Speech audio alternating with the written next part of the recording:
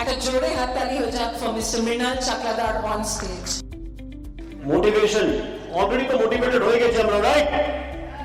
কিন্তু জোরে আপনাদের মধ্যে জোশটা কতটুকু আছে আর আপনারা কতটুকু নিজের জায়গাটাকে ভালোবাসছেন সেই জোরের আওয়াজ দিয়ে কিন্তু আমি বলতে পারবো। তো আমি যখন কোন শহর বা কোন ডিস্ট্রিক্টের নামটা বলবো আপনাদেরকে জোরে হাত তুলে উৎকর্ষ বলতে হবে, রাইট? প্রথম বাঁকুড়া, এত আসতে বাঁকুড়া মেজার করছি। হ্যাঁ, কতটুকু স্ট্রেন্থ? হুগলি,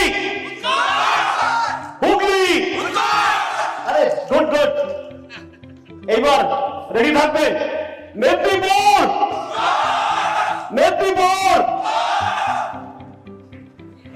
আর কোনটা বাকি রইল? কোনটা বাকি রইল?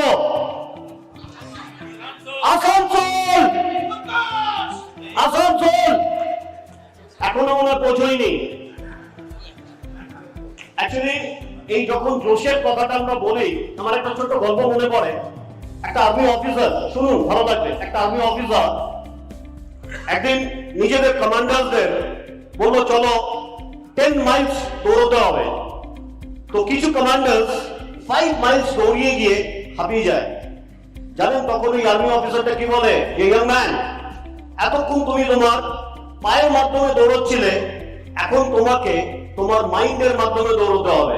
আমি যখন ফার্স্ট স্টেজে আসলাম আমি কিন্তু আপনাদেরকে চিনি না, আপনারাও কিন্তু আমাকে চেনেন না, কিন্তু যখন যত সময়টা যাচ্ছে তত আমি দেখতে পাচ্ছি যে আপনাদের সাপোর্ট আমাকে মোটিভেট করছে, আমাকে ইন্সপায়ার করছে ওই জায়গাটায় নিয়ে যাওয়ার জন্য।